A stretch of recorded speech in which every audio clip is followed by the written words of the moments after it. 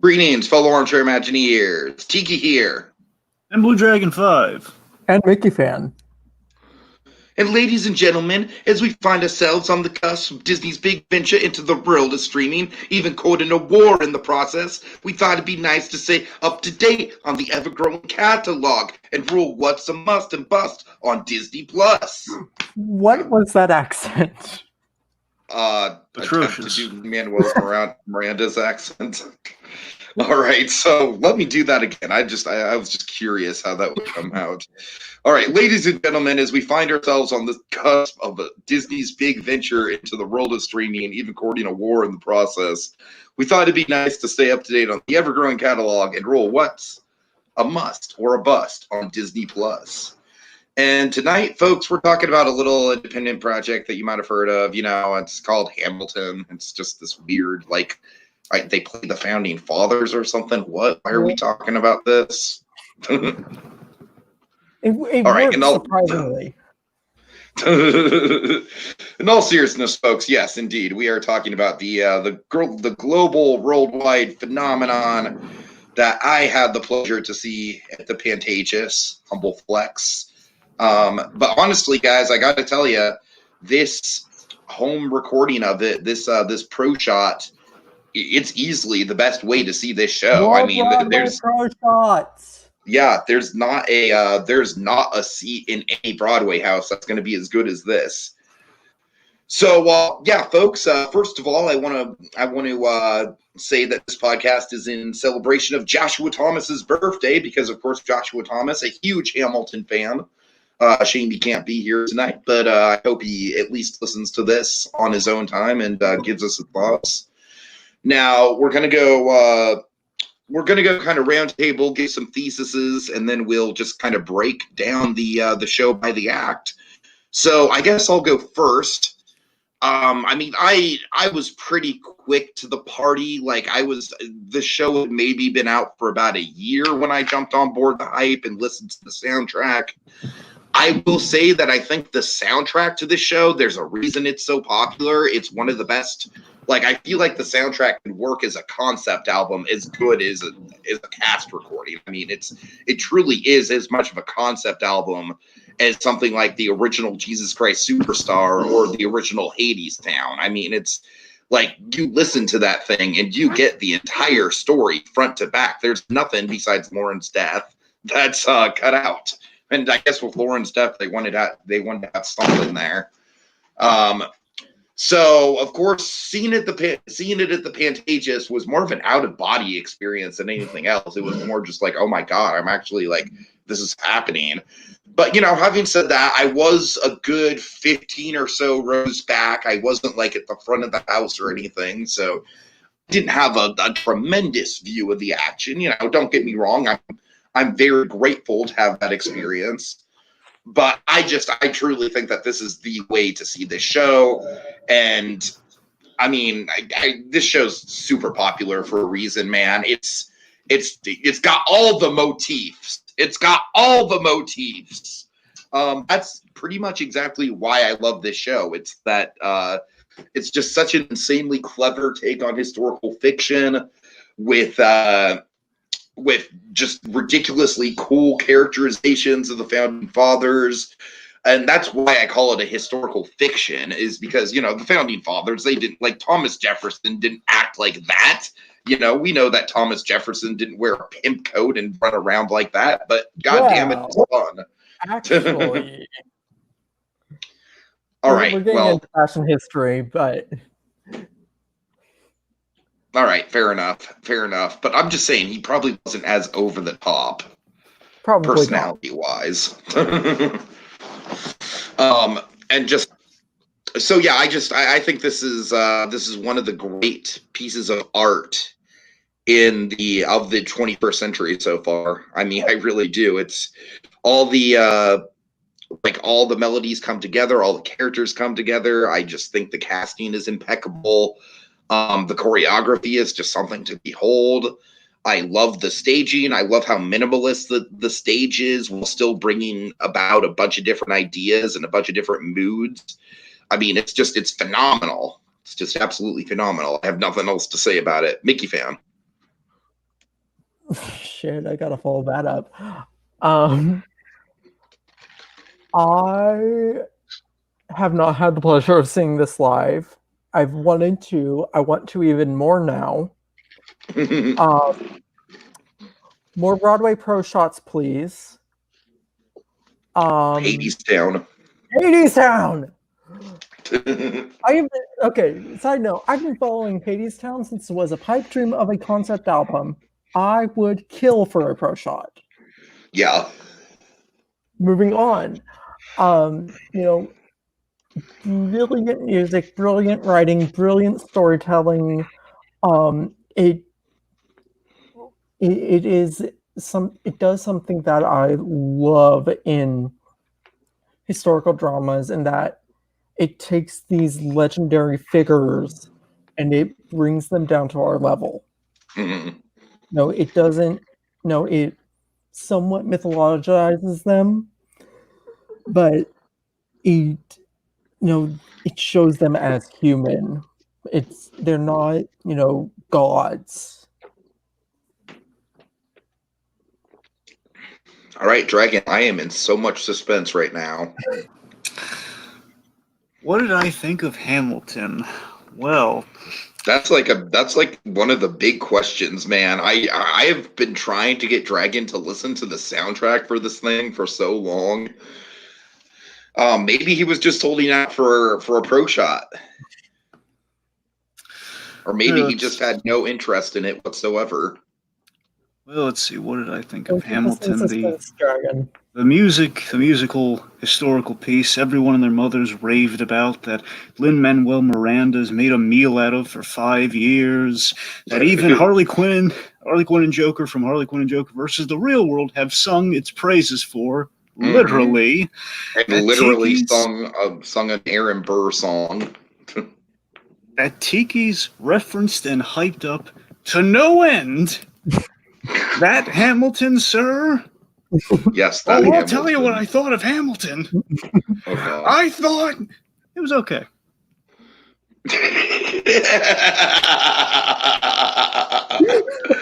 I love you, Dragon. I love you. So, no, all seriousness. So I thought it was okay. I like the story, and I respect the intention. Execution's a little iffy in places, if I'm being frank. Execution's a little iffy? Oh, boy. A little iffy in places. Okay, we're going to get into this. So, here's the thing. It's definitely a play where, here's the thing. Worst thing I'd say is it's definitely a play where I'm checking my watch in places. Totally. Yeah. Yep, I'm checking the watch, I'm checking the time, but definitely has its highlights, but I don't really see myself being compelled to go back to it. I'll say that much. It's like I don't really feel I'm not caught up in the phenomena, I guess is what I'm saying. I'm seeing it on the periphery. It's like, okay, I watched it. Yeah, it's okay. Moving on. Okay, Dragon, do you want me to go through some backstory on this, or do you want to just get straight down into debate mode about, because I have things to say about, I think this is pretty much perfect. Well,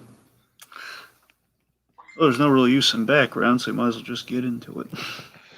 Okay, Dragon, I'm just very curious. You said there were certain things that didn't work for you. What exactly? I want to know your cons, man. I want to know your cons.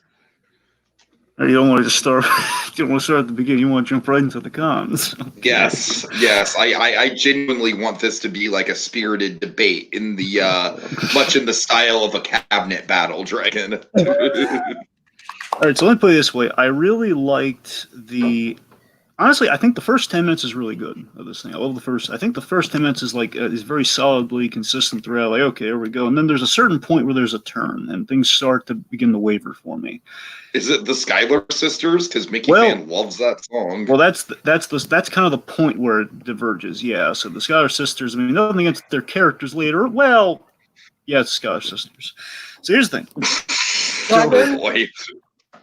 Hold on, Mickeyfan. Let him speak. I'm going to be the moderator here. So it's not all the Schuyler Sisters' fault. Here's the thing. It's not specifically the Schuyler Sisters themselves. It's how they're brought on. So here's what happens. I kind of have a point where I realize. Now I've seen a couple of musicals. Now again, this is the first time I think one of the first times I've ever seen a musical that is literally musical throughout the entirety. Because the first 10 minutes happens. Okay, couple really solid, couple songs that are kind of kind of fleshing out the character of Alexander Hamilton. I get it. Okay, I'm invested. Let's see where it goes. And after like that 10 to maybe 15-minute mark, I forget when the Schuyler Sisters come on, because here's the I'm pretty moment. sure you're thinking specifically of the first 4 songs, which would be Alexander Hamilton. 3. There's Alexander Hamilton, Aaron Burr, My Shot, and then The Story of Tonight. There's the okay. You hit it right there. So I like basically it's right smack dab right during the. I think it's like the second part of the Tonight song. Okay. So that's when things start to get bumpy for me here because basically it's like I kind of when I'm seeing like okay we're not breaking it's basically becomes there's no point where the music stops. There's no point where we kind of break it up and we build up the songs to make them kind of an event to make it something that kind of like really kind of you miss the songs like okay it's like I'm getting invested in the songs, and I think some of the transitions are kind of sloppy, like the way we transition from the Alexander Hamilton story to Schuyler Sisters, and it's like okay this Tonight song followed by okay Aaron Burr's just walking around and boom there's there's nothing rich fake folks from there. Sorry, God I can't Don't do even it. try, Tiki. So there's it's not nothing rich folks love more than running downtown and chumming it with the poor. See, that's the moment where I realize, oh, it's gonna be music. Like the music's not gonna stop, and that will cause some transitions, and that will be like that's gonna cost them some story. That's gonna cost them some points for the story they're telling. I think the transitions work really well because Burr is the narrator, and most of the transitions happen through him. I mean, maybe it just really comes across to me like Miranda's style is really kind of a patented sort of musical exposition. I got to tell you, it gets old in places for me. Not necessarily. If you watch In the Heights, In the Heights has a lot more dialogue to it. Yeah, because we're all rushing to see In the Heights right now. Dude, I'm rushing to see In the Heights. I can't wait to see In the Heights. I'm heartbroken that I'm not seeing it in the theater. Tiki, I mean right now we're not quite rushing to In the Heights, because of the whole. Yeah, I know what you're saying, and I'm saying I'm one of the people that's heartbroken about that whole situation. That was one of the ones that really hurt. So, okay, Claude Coringa asks, what edits, changes did they make to Hamilton to make it Disney Plus and family friendly? Well, honestly, not much. There's 2 F-bombs they censored. Took out 2 of the F-bombs, that's it. Sit down, John, you fat mother! Yeah. I love that. We'll get to it. See, honestly, I was kind of sold on Miranda, kind of the actor for a moment there, but my problem is, and again, it's like, I'm not saying they're not acting through song and through the songs here. What I am saying is I feel they're kind of you better not be. Oh my God. And I finished my point. Junior. Sure. Okay, my point is that, yes, it's a musical, and basically, I feel like we're putting the acting in a box where the acting is there, but it feels maybe a little held back by the fact you can only do so much acting while in song. That's kind of what it feels like. And again, I'm sold Miranda's characters. I want to kind of live with this guy a little bit more, but I can't do that because just like it's kind of song after song, and all the songs blend together because it just keeps going and going. Like the second act, it's really hard for me to fish out when the songs start and end. The second act, I will admit, the second act is a little trickier to follow, especially on a first watch, because a lot of what the second act is a lot of reprieves and callbacks and motifs being brought back. And so that's why I do think that the first act is generally stronger. I do think the second act is great as well. But I do think the first act is stronger for kind of like establishing that foundation. I want to say something else too. I don't think this movie. Basically being reproduced as a movie. You know what I mean? The whole like in quotes movie thing of it all. But I don't think this thing flies as much. I needed subtitles for this thing badly. I don't think I really could have gotten this thing at all. Then turn on the damn subtitles, Dragon. I did. I'm saying that's what I did. I'm saying without that, I don't know. You didn't phrase that well. Dragon, of course, I would turn on subtitles if I didn't know the lyrics for the thing either. This thing has 5 times as many lyrics as a typical Broadway show. I mean, I don't think that's a slight against it that you would need some subtitles. Not a slight. I know it's not a slight against this. I'm saying against as the show as a whole. Like if you're going into it clean for the first time, if you were in, butts and seats in the theater and a lot of just being thrown at you, so again, without breaking up the songs, I don't know. It's going to be. I mean, my grandma is entirely unfamiliar with hip hop as a whole, and she managed to get through this just fine without subtitles. So, well, good for her. Do you guys want to start breaking down some individual performances? Because I feel like that's where this show really shines. Yeah, let's go. Okay, let's start with the one who doesn't shine as much, the lead guy himself, Mr. I wrote this play so I can be the lead character, Lin-Manuel Miranda. The weak link in the cast. Oh boy. I think that once it hits its quiet uptown, he brings it, he turns it on. I am heartbroken for him. I mean, he sobs his way through the show. Songs. What? 3/4 of the way through the show. I know. More like 7/8. And then, honestly, all through Act 1, I'm just like, this guy is being outclassed, man. Exactly. You have David Diggs rapping literally 1,000,000 miles per hour in a French accent versus Miranda just kind of low energy over here. Yeah. I think Miranda is the weak link in the cast, unfortunately. I think that's... Reagan, would you agree with that? Well, I mean, again, I don't know if it's more him being a weak link or more if it's just like, again, I gotta remember, his character is the title character of the show, so if you don't buy in him at all, then they're really in trouble. So but let me put it this way, here's what I like. So again, the story-wise, I really like what this character goes through, and I like the Alexander Hamilton song at the start there. It's pretty solid, kind of establishes the backstory, sets the stage for the events of the play. I like kind of the, Aaron Burr kind of coming in with the whole, I'm the guy who shot him, and of course kind of setting the stage for the events that happened later, Hamilton's goal about trying to be remembered. And again, like, we're hitting key lyrics, like, just you wait and stuff like that. And if he wants to see his impact, you're going to, all that sort of stuff. And I'm investing in this guy's journey. And again, I think what hurts the performance is, again, we kind of take him out of the equation in places in Act 1. Yeah. I think that's what kind of like makes him take a back seat to a lot of the other actors, maybe. Well, and honestly, it's really only once that he kind of gets taken out of the equation. Oh, sure. I mean, I guess. I mean, but also you have like the Scott. You have the Scottish. That's the one you're referring to, I believe, right? Yeah.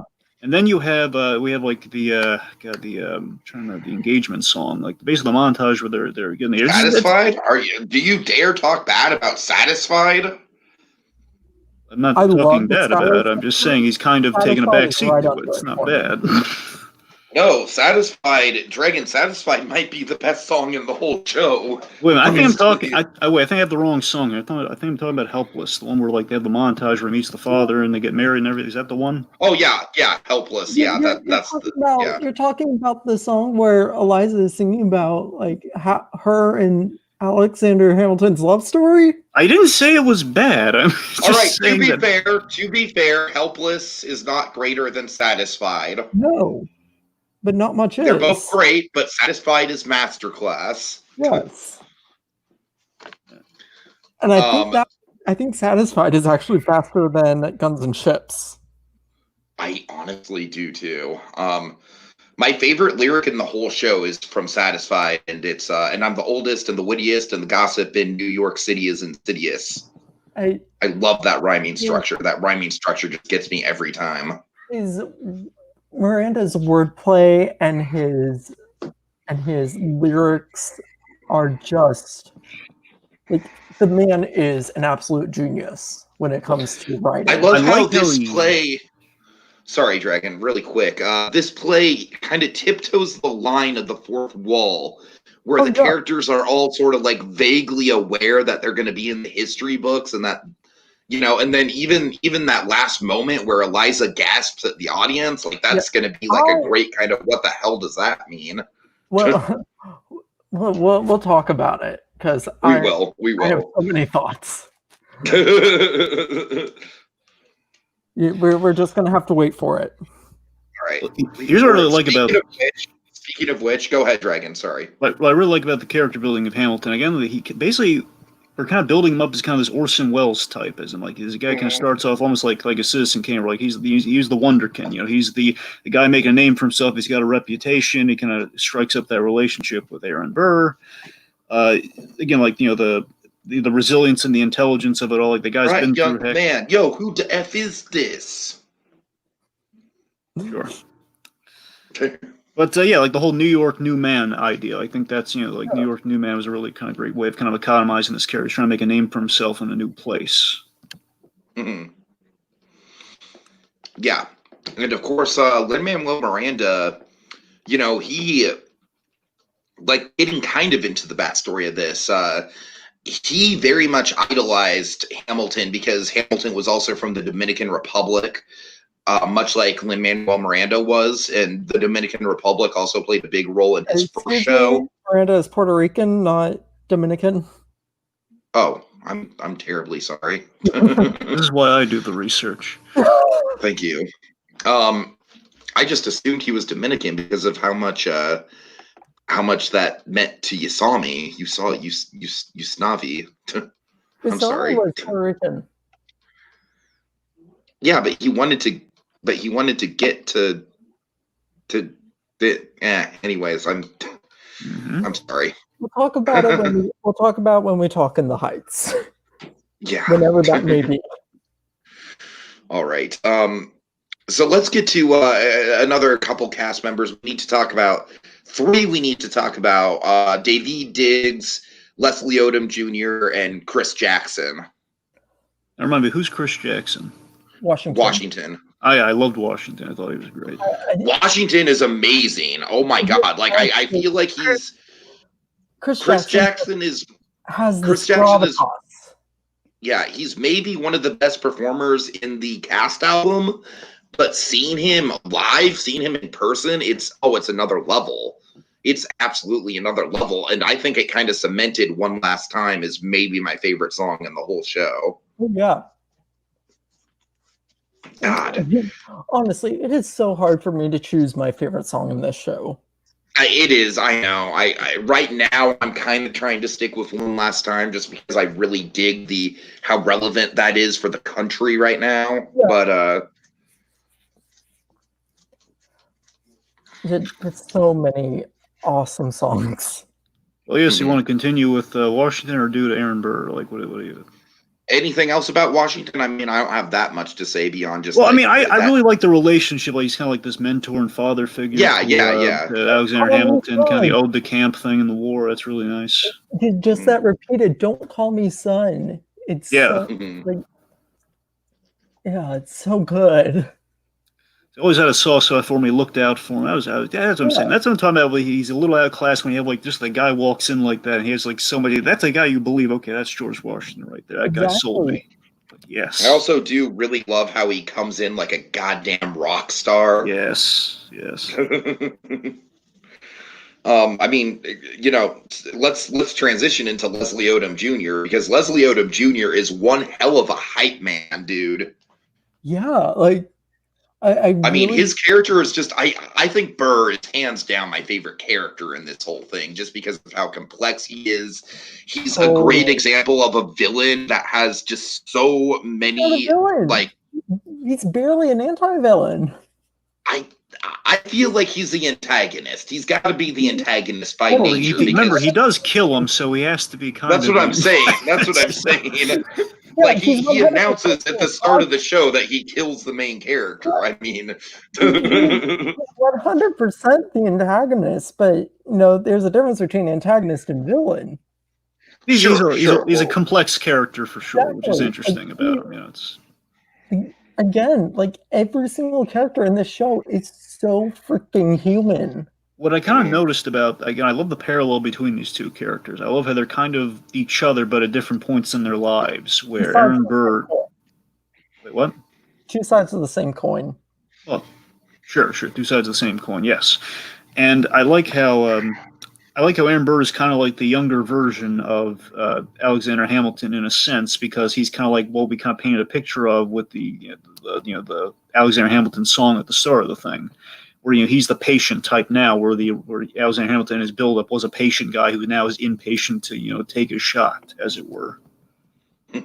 He's not going to waste his shot at all. Now you know where that comes from, Dragon.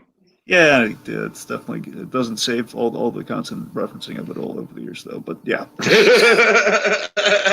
All right, fair enough. Anyway, the point being, I like how we have kind of the calculating, kind of patient Burr, which is very kind of in tune with Hamilton. That's kind of great. Of course, I love how he just calls out. He kind of recognizes Alexander Hamilton's fault in what he is now. So you have the experienced guy passing on his wisdom here, where it's like talk less, smile more, and essentially play your political views close to the vest. That whole. Mm-hmm. So that's a really good dynamic, and again, definitely it's kind of like it's a well built up thing within the show. Claude Karinga says Chris Jackson sounds like the Carrie Payton of Broadway, especially when he sings. Corey Payton. Sorry, Corey Payton. Yeah, can't disagree with that. And then Daveed Diggs. I feel like Daveed Diggs, besides Lin-Manuel Miranda himself, has been like the breakout celebrity of this show for good reason. Who's Daveed Diggs on DuckTales? Who is Daveed Diggs on DuckTales? I don't remember. I don't even think his character has appeared yet, to tell you the truth. All right, I guess because I remember Claude keeps bringing up like all the new DuckTales casting, and I believe Daveed Diggs was listed among them. So maybe they haven't come on yet. Okay, I think you're right. Go on. So yeah, I mean, Daveed Diggs, of course, playing double duty is some of these people do. But man, he is the one that really just shines in both his dual roles. I mean, Lafayette is just such a likable kind of like almost comic relief character that is also one of the most brave and heroic characters of the first act. And then we get to oh boy.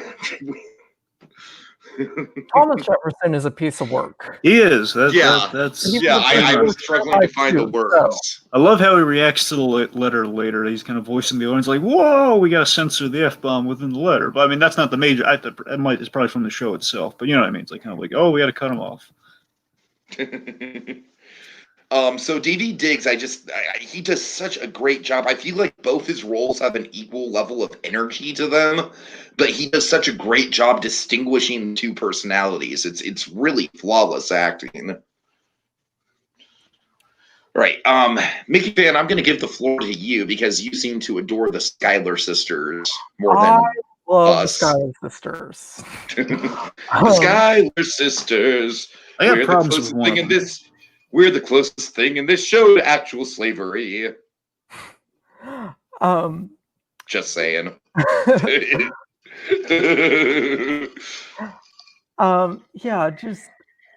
I love, Eliza, who is this hopelessly optimistic and perfectly played by Philippa Sue. Hopefully optimistic and brighter side, and like she like spends the entire show basically pushing out Alexander Hamilton up onto that pedestal so he can not throw away that shot.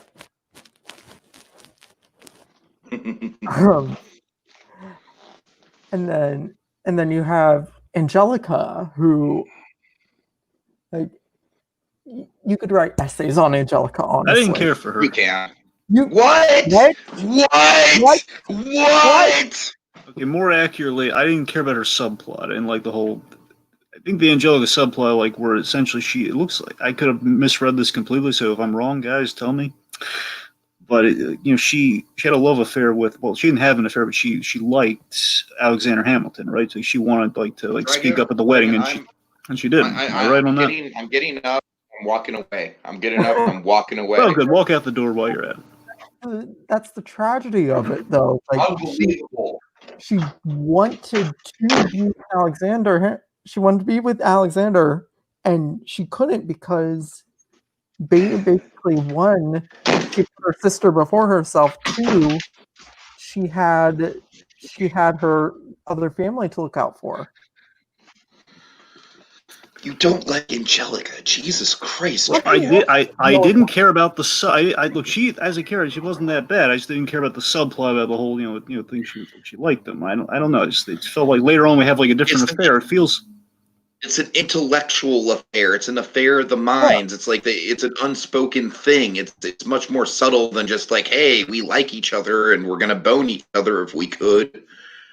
That's later in the show. Well, it comes across like he's going to have an affair, yet the character that there's clearly feelings with, we don't have an affair with her. I mean, I know they're trying to follow history a little bit there, but still. Have that affair. I was saying, it feels like if we're going to have the character's going to have an affair, and we build this character up as, oh, she liked him, and there was kind of a mutual thing there, I don't know. It was a little pointless. That is the point of it, though. It's really entirely not pointless. She doesn't add much to the show, though. Yes, she does. She seems okay. Oh God, you hit a nerve, Dragon. You hit a nerve here. What does she add to the show? She seems satisfied, and she thinks it's quiet uptown. I mean, what she adds to the show, I feel, is an unbiased view of Hamilton. Even though she does care for him, I feel like she's the first one to be like, this guy is, he messed you up, you married an Icarus, he flew too close to the sun. I don't know, I feel like there's something to Angelica that's just so tragic, where it's like she falls in love with an idea of this man, and she spends the rest of her life kind of chasing this idea of this man. And yet, I don't know. It's poignant, man. I mean, like I said, I think it's much more subtle than a love triangle storyline usually is. And I barely even call it a love triangle.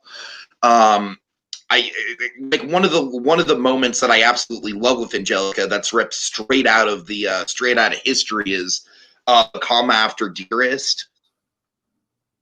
Like how just, in the letters, just putting a comma after my dearest Angelica just gets her heart racing. I don't know, like there's just a lot there to marinate on.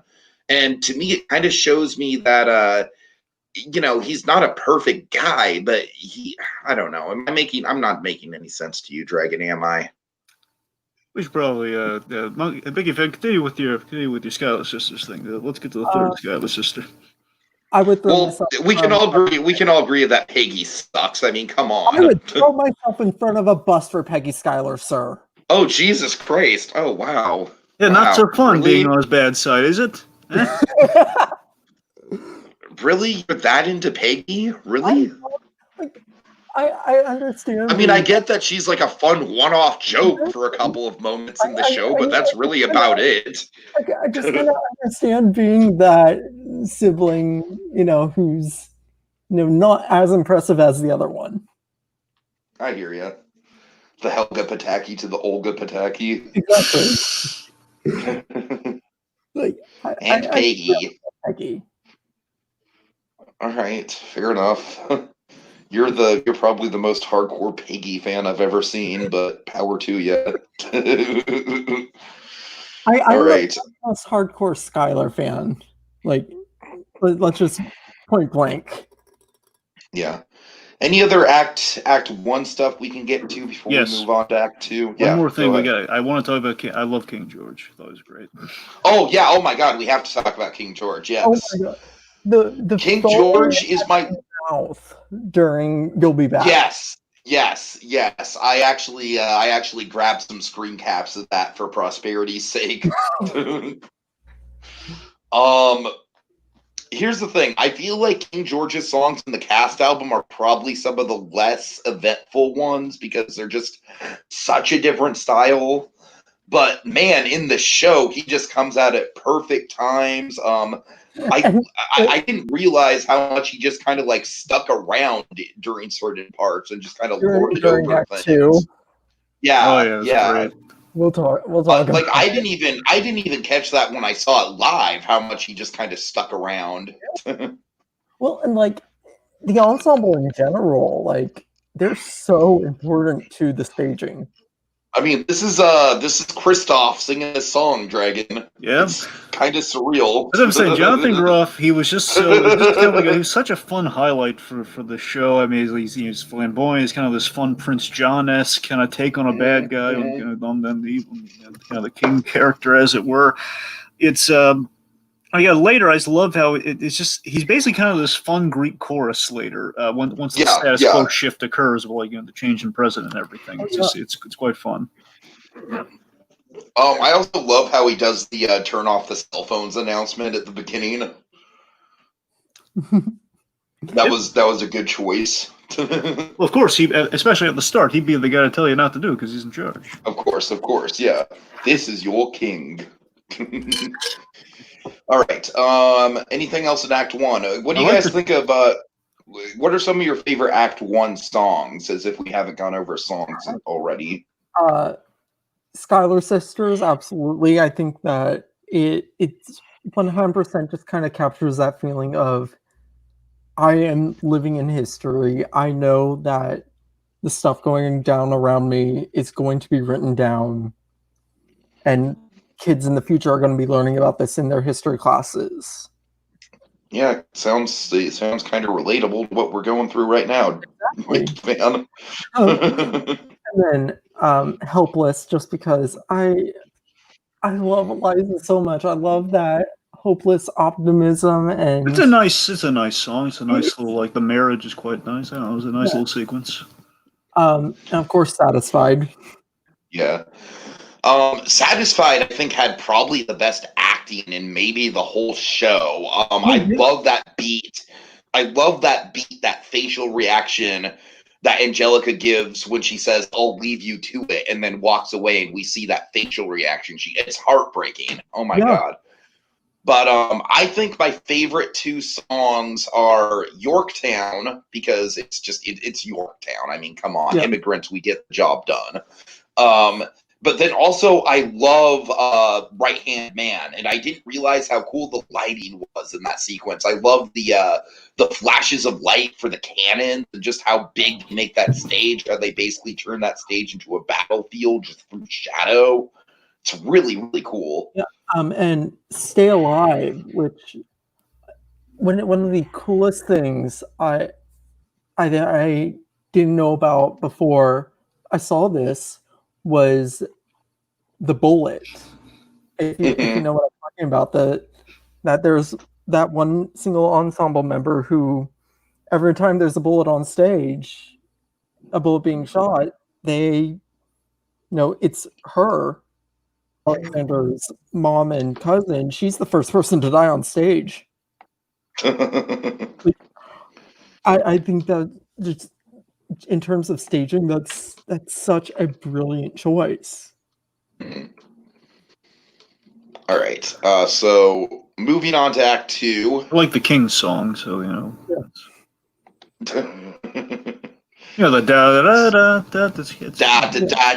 da. That's catchy. I think story-wise, I like the Alexander Hamilton song itself, but I think just in terms of catchiness, I like the da da da. Everybody. Almost forgot about that one. Dear Theodosia. Oh yeah. I think Dear Theodosia is a great 4th of July song. Yeah. Right. All right, so one intermission later, Act 2. So Act 2, like I said, I think Thomas Jefferson is definitely the standout in Act 2. It's definitely a shift because we don't have any Washington, we don't have any Lawrence or Lafayette or Mulligan. Well, we have some Washington. A little bit of Washington, not as much. Actually, no, I'm sorry. You're right. One Last Time does come in this act, so you're right. Yeah. We have a substantial amount of Washington, but it's a switch. It's definitely a switch up, and I feel like the tone of the show goes from building the country to Alexander Hamilton's kind of personal life and his fall. This is kind of the Citizen Kane act, if you will. Yeah, I think that's a really, really good way of putting it. Well, there's a very Charles Foster Kane thing about this Alexander Hamilton story, which is quite interesting. But yeah, Act 1's all about the rise. Act 2 absolutely about the fall, and kind of like maybe a little bit of the corruption along the way. No, it's not direct. It's not legal corruption, but it's kind of corruption of the soul, if you will. I mean, Yeah. And even a bit I of think Hamilton's costume design throughout this act is just fucking brilliant. Okay, so there was a video I'll link to all later that like goes deep dive into the costume design of Hamilton and why it's so effective.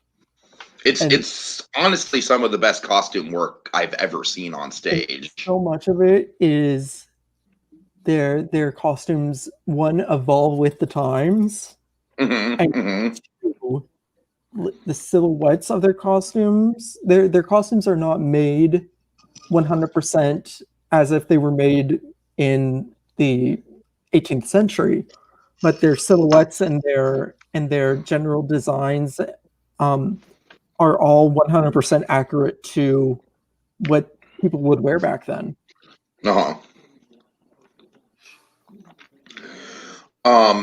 Okay, so of course the big crux of this is the affair, which I mean, Alex, you idiot. I know. That's all I think when I see this. Let's say no to this. Here's what bothers me. I know they're going for the whole, the affair, which historically he was kind of a ladies' man, right? Is that accurate, or is that? He had violet eyes. That's why they keep on mentioning his eyes in the show, by the way. He had violet eyes. Gotcha. Well, the thing is, like, they always bother. I'm not, on principle, I'm not much for the affair, kind of thing within storytelling, unless it's like they can really sell you on it. So here's the thing. Here's what they still, yet again, don't do. I want to understand, like, what was wrong with his wife? Okay, that's what I want to know. We never see that. It's like it's always like because he's a ladies' man. We set that up in the first act. He's going around. It's like, why? He had a nice wedding and everything. That's kind of the point that in this story, at least, that there wasn't anything wrong with Eliza. It was Alexander was basically broken. I'm saying it's like you never saw the chink in the marriage. Like I didn't need a moment with him where you got to see him like not going home. Was the chink in the marriage?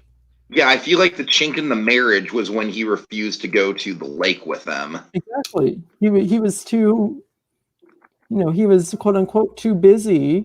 Yeah. Not like you couldn't like write them a letter. It wasn't a chink with Eliza. It was a chink with him. He was the chink, like Mickeyfan said. I mean, sure, but what I'm saying is constantly in the affair storyline, it's always like, they're going to someone other than their wife when there's nothing at all wrong with their wife. That's what I'm saying. Like, you're married to Eliza. Seems like a really nice girl. Like, why would he need someone else other than Eliza? That's what I'm saying, when she's waiting for you to come home.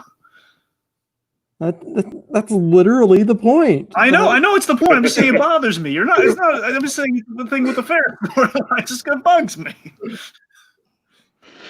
I will meet you halfway, Dragon. I do agree that the affair is probably the most contrived thing in the show on a plot level.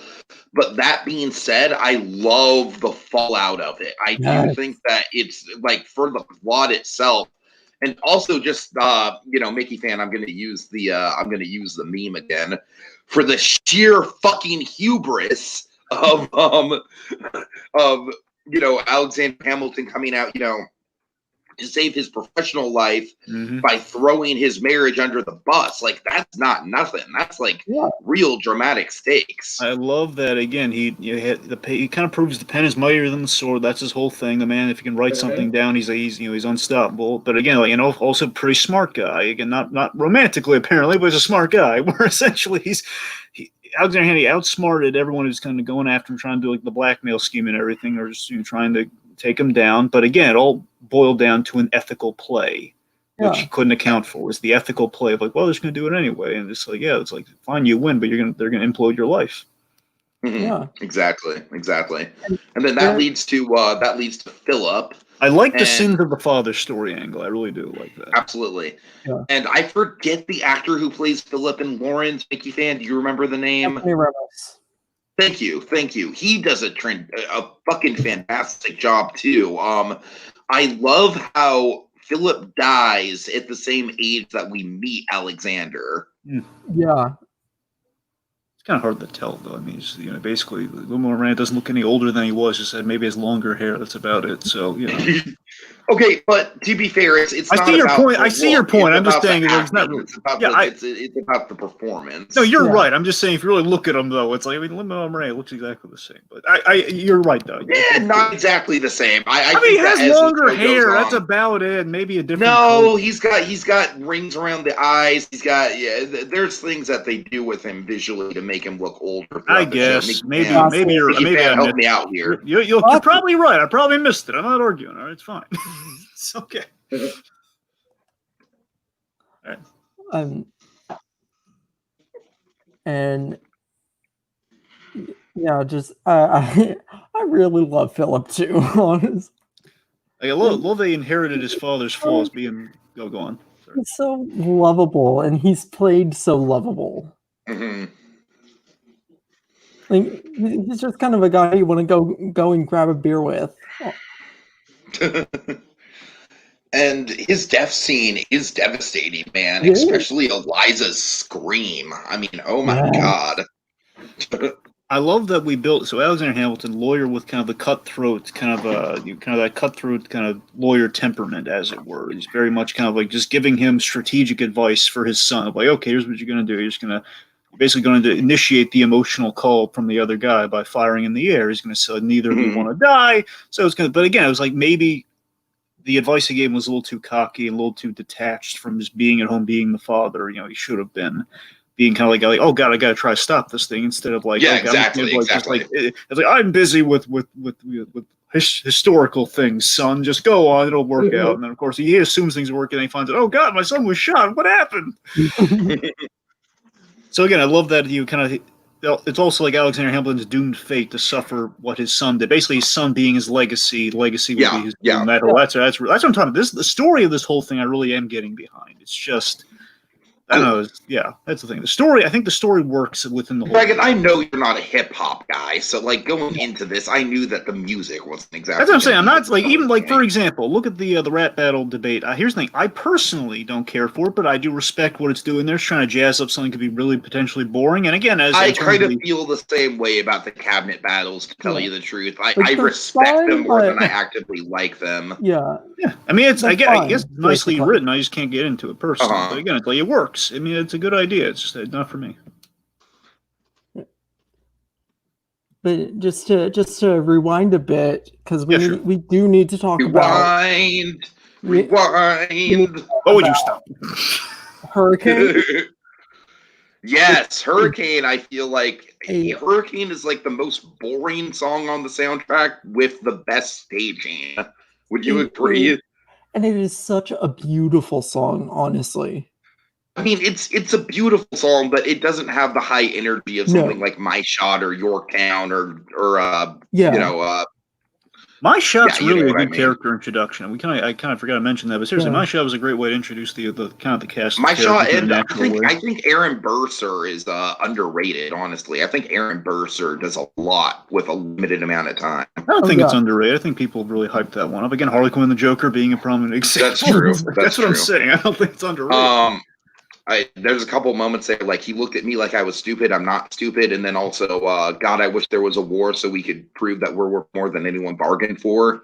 Just honestly, really great character development there. The only song that stuck out to me in Act 2 was the I gotta get in. I'm butchering the name of the song here, but I gotta be in the room, like the whole "In the Room" song. The room where it happens. Yes, the room where it happens. Very much a standout in Act 2. Yeah.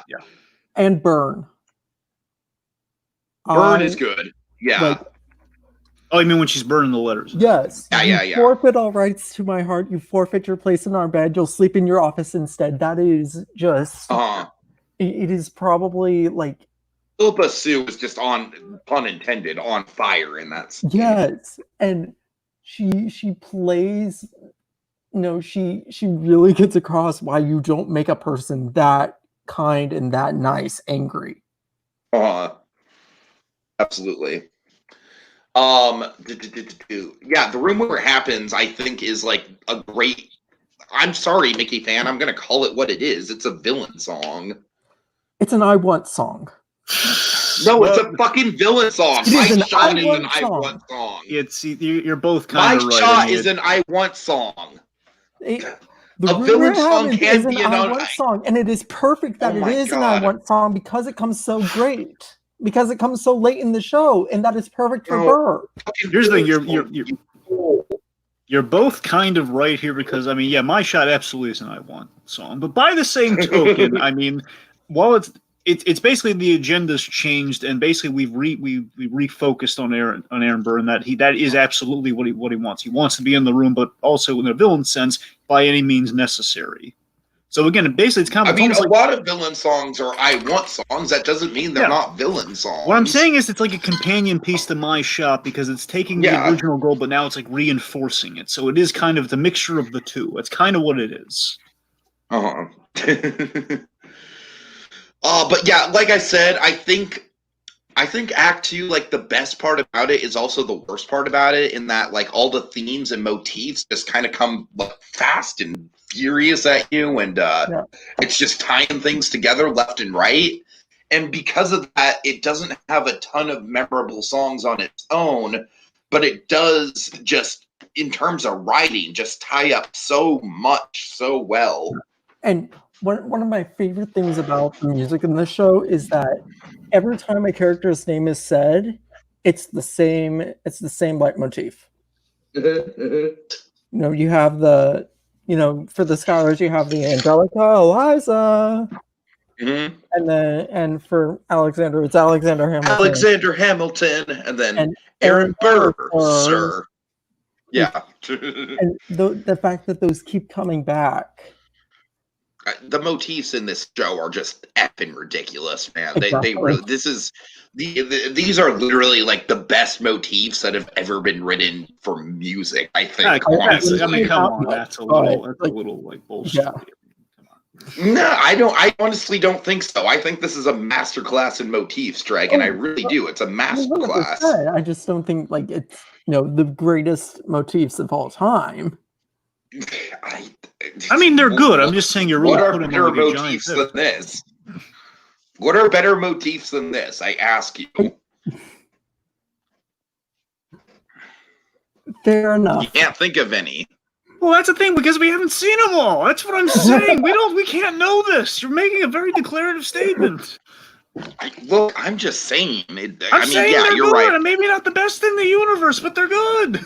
I am making a declarative statement, but for the life of me, I cannot think of any piece of music with better and more thought out and more consistent motifs than Hamilton. For the life of me, I can't. Like, not the best albums that I've ever listened to have the motifs that this thing does. Yeah, so should we talk about... I'd say Hadestown has some pretty good motifs in it. Fuck Hadestown. Fuck you. Weren't you singing the praises of Hadestown like earlier? I think the concept album honestly has better motifs than the play itself, if you want to know the truth. We know who Tiki would play. He'd play Benedict Arnold in Hamilton if they worked him in there. Oh God. Seriously, I love Hadestown. It's not in the same league as Hamilton, though. Fuck you. Not, I'm sorry. Oh God. All right. I said, I've been following Hadestown since it was a pipe dream of a concept album. So. All right, so I guess we should talk about kind of the big final set piece of it all. Like, like the big draw of Act 2. The big fate of Alexander Hamilton, the big duel. Yes. It's taken me a while to warm up to the ending of the show, and I don't necessarily think it works in the concept in the context of the concept album. I really don't. I think you have to see it play out live. Yeah, because when you listen to it in the concept album, it's basically just like, oh, okay, like all these dead people are coming back to offer him advice, and But when you see it live, you see that it's literally like a life flashing before your eyes kind of moment. Almost like a Fox and the Hound moment where the two of them have just kind of realized, like, like they both wanted to take their shot. Little did they know it'd be a shot directly, opposite the other guy. And, so much of the staging of that, of The World Is Wide Enough, you have the bullet coming closer and closer to Alexander, and then Eliza stops it. Mm-hmm. I love the. I'm sorry, Eliza. Go ahead. I love the turntable set in this scene. Like once the shot is about to take place, and Hamilton has like a life flashing before that, like everything stops and time is slowing down. It's like basically the last moments of the man's life, as if when he gets shot, he's thinking about these things. Yeah. And then I love how disjointed it is. It's very realistically disjointed. Yeah. And like it's basically the entire show in a minute. Yeah. Pretty much, yeah. Because we kind of in a way we kind of recap the songs to the characters because we talk about his mother, his son, and of course Washington, which I don't know if he would have been retired. Was he dead at that point? Because there was a time jump. I think he was dead at that point. 2 months after he retired. Yeah, he's definitely either retired or dead. Sure, but okay. But doesn't it say Washington smiling from the other side? That's what I'm saying, because that makes me think that he's dead because he says smiling in from the other side. But we saw him alive a couple scenes ago, which is why I'm a little lost. But anyway, well, I mean, I just think this show just does a really good job of jumping through time at a really rapid pace. So I think that's a fact. Really well paced, especially that second act. This is nothing against the play. I just want to call something out historically that factors into the play. The duel. The duel was always a stupid idea. Historically. They 100% acknowledge. Don't disagree at all. I'm saying, I love that. It's like the duel is kind of called out that it's. I know, and I love that. That's what I'm saying. I love that we kind of show like early in Act 1 we had that scene where we have kind of like the practice duel. Which I still don't understand like how a guy just gets wounded and not killed with the shots within the. I mean, if you're just stand point blank in front of the other, I don't know. Point being, like the duel was an idea that flew in the Old West because it was crazy, and they were going for like, let's just do something crazy to kill a guy. Where this case is like, we're going to do this the civil way. We're going to take 10 paces. We're going to shoot the guy instead of talking out of problems. Like, that's the point. It's stupid. I know. You're right. Can we agree that duels are dumb and immature, sir? Sure, but your man has got to answer for his words, Burr. So, like in Hamilton's last moments, he's kind of recontextualizing what legacy means, what it all means after everything he's been through. And honestly, this is where the real acting of Manuel Miranda is. Like this last scene, I think is like where the true acting is on the guy. And well, I mean, come on, it's Quiet Uptown. Let's give some credit to It's Quiet Uptown. This is like the last scene, man. He's got a big. I'm just saying, It's Quiet Uptown is fucking heartbreaking. It is. Like. I was sobbing watching it. Yeah. But I mean, you're right, Dragon. This is the apex of his acting right here. Yeah. And of course, I love just we have like the mature realization that legacy isn't killing a man, which of course leads to Burr with now the infamous legacy of killing a man. So basically, I just like that he's kind of taking a final stance of no, I'm not going to kill this man because that's not the legacy I want. The ending is so Jesus Christ Superstar, and I love it. I love how the villain is left with regret and left with just a lifelong, like, he's haunted by what he's done. And he's not only going to be haunted through the rest of his life, he's going to be haunted in the history books for what he's done. And that's such a poignant note to end off on an incredibly complex antagonist. Yeah. Now, the aftermath of the duel, once we have like the final song, like what is it called? The World Is Big Enough? The World Was Wide Enough. Yeah. So of course, I really kind of view that song as kind of a testament to why Miranda, did the play on Alexander Hamilton as a whole. Like in that song, it's just about like the unsung moments of history that I guess in a sense he brought song to. Okay, no. You see what I mean? It's like it's kind of a testament. That's kind of what he's getting in the last moments of the play really nicely. America, great unfinished symphony. That perfect. And it's still a perfect description. I'm going to say something that Mickeyfan's going to hate, though. I think the gasp is silly. You haven't seen it live for one. What? In a live setting, the gasp is chilling. All right, that's all I'll say. I know Mickeyfan hasn't seen it live, but I have, and the gasp is one of the things I remember the most about that live performance. No, I mean the gasp itself. I get the gasp. I'm just saying the way this live recording of it, the one that they ended up putting on here. I'm saying the way it comes across in this specific performance is a little silly. I will say it's a very unconventional note to end the show out on. It's very unconventional. Like you do have to know what the point of the gasp is to get it.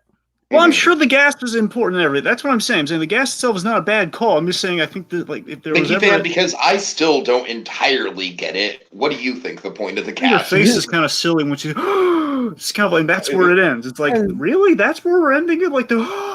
So the last song is Eliza basically saying, here's how I was around for another 50 years.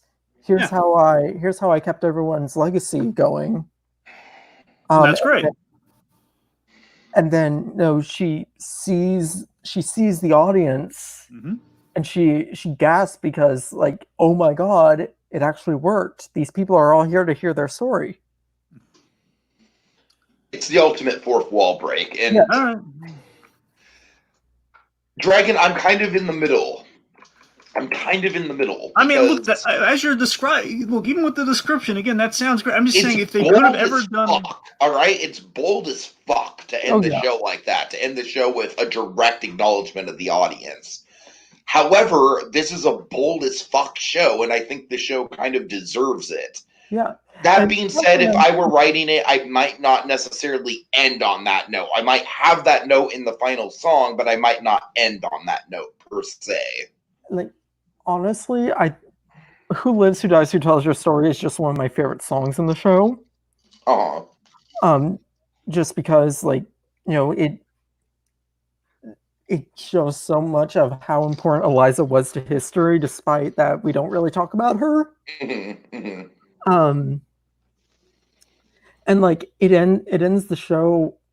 It basically is Eliza saying, I'm not going to let these people be lost to the pages of history. I'm going to keep them alive.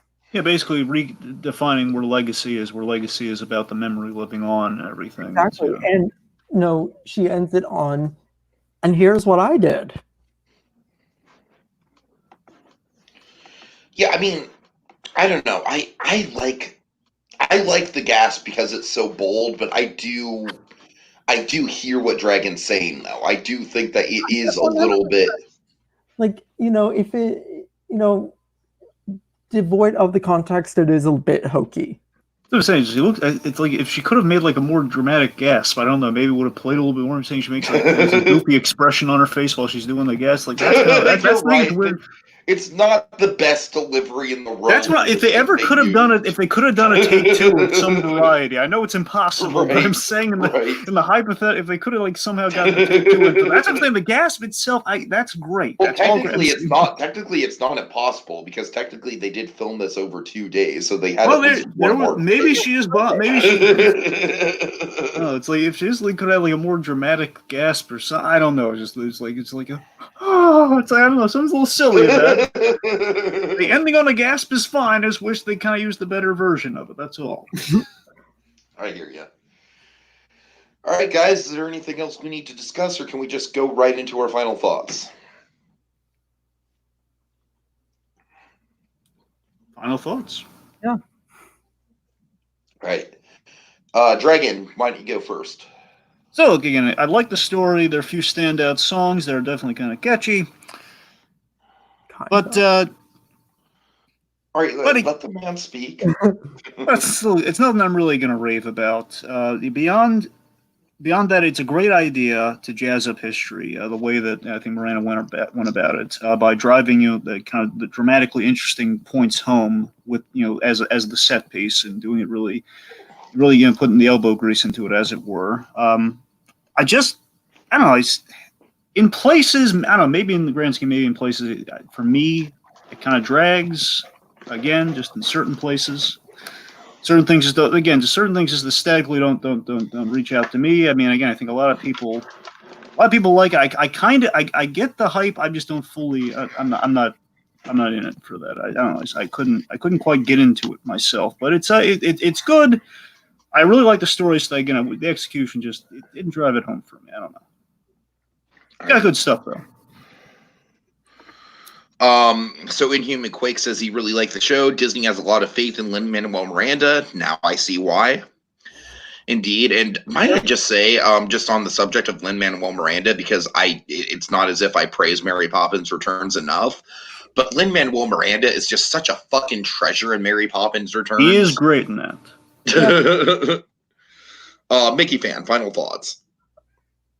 I think this show is 100% a masterpiece. But bar none, I think that this is one of the greatest works of art of the 21st century. I think it's just so perfectly pitched and toned almost the entire way through. There are a couple pacing issues, I will give you that.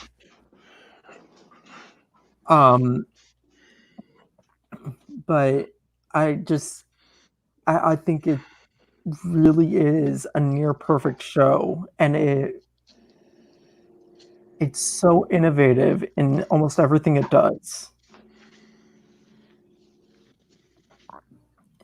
Yeah, that's my thoughts.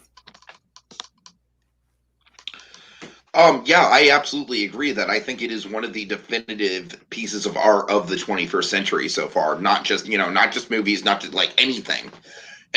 I think like this is going to define culture going forward. I really do.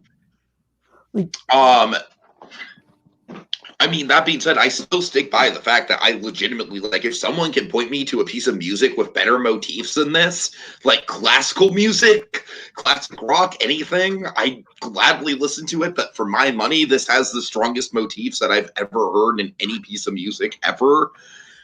But just to speak to the film performance itself, because of course that's why we're all here, is the film performance. Like I said, having seen the show live, I can actually safely say that I preferred watching the filmed experience. Not that I don't appreciate seeing the show live. I don't want to sound like I'm entitled and I didn't appreciate that experience. I love that experience. I'll always hold that experience with me. I was lucky to have that experience.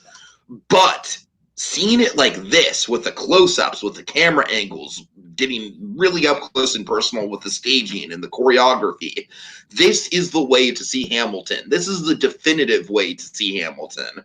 And I think it's so great that Disney decided to open the doors like this to this show. And I really do think this show is going to be a game changer.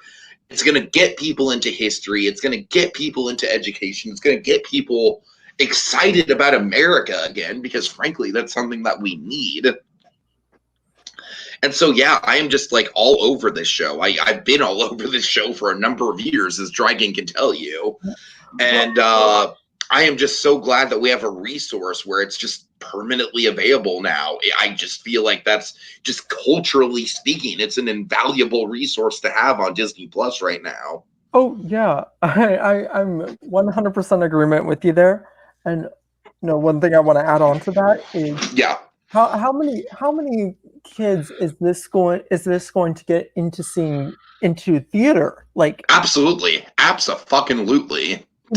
I grew up watching theater bootlegs and the right, and although the back alley cut of Into the Woods, I'm sure. Broadway theater. The most I had was Casa Manana in Dallas, Texas. I'm lucky that I have a pretty good local theater scene, but yeah, it's nothing like Broadway for sure.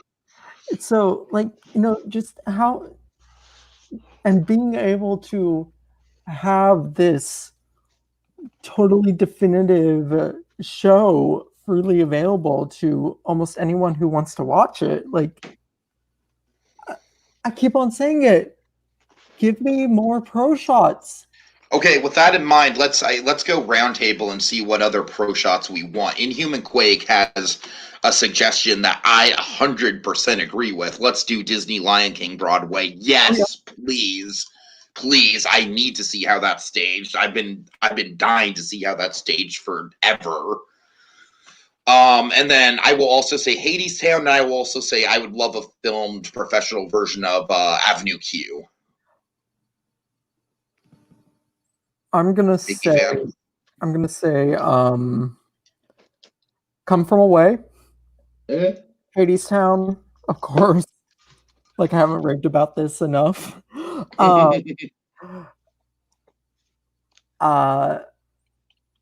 Frozen and Aladdin. Yeah, I could go my whole life without watching Frozen on Broadway. Frankly, I'm sorry. Honestly, it's not as awful as it sounds. It doesn't sound awful. It just sounds redundant. Good. Especially with the new cast. Like, yeah. No, there are people who will praise all original Broadway cast to high heavens forever. Mm-hmm. Like, no, the replacement cast for Frozen on Broadway is better than the original. Okay, I will also say that pretty much anyone who's played Hamilton outside of Lin-Manuel Miranda has made a better Hamilton than Lin-Manuel Miranda. One more, I forget it. You're making Gizmo Duck cry with that, you know? I'm sorry. Gizmo Duck wrote the piece, all right? Gizmo Duck still gets a lot of credit here. Exactly. Again, Benedict Tiki here. Just throw that in there. Just, you know. Dragon, I know you're not a Broadway guy, but any shows you can think of that you'd like? Well, you guys named a couple I'd be interested in. Like, you know, again, I'd check out Frozen on Broadway if they did one of those on Disney Plus. But I would be interested in Aladdin. I would check out Avenue Q if that were made. Sure. But I mean, honestly, the one I'd really be a throwback for me, I'd love to see especially on Disney Plus, Hunchback of Notre Dame. Yes. Oh, yeah, absolutely. People. If I could pick only about that show. If I can only pick one, I would absolutely go with. I think I saw not like a legit theatrical version of it. I saw a performance of Hunchback of Notre Dame once. It was really nice. It'd be a good throwback to see that again. So I'd go for that. Nice. And as far as Come From Away goes, I actually had my hands on a really, really good bootleg of that for a while, so I'm not as into seeing that. But that is a very important show, and people should have more access to it. It's so good. All I'm saying is that September 2021, we got to do a 20th anniversary retrospective on that. Yeah, on Hunchback? No, on Come From Away. Oh, yeah. September 2021, 20 years from 9/11. God. I know. All right. Is that about it? Let's see. Inhuman Quake says, too bad Frozen Broadway was shut down early due to COVID. Yeah, that is a shame. I did hear about that. Especially with, like, seriously, the cast that they had was top tier. I believe you. All right. Any final thoughts, guys, or have we? We already did that. All right.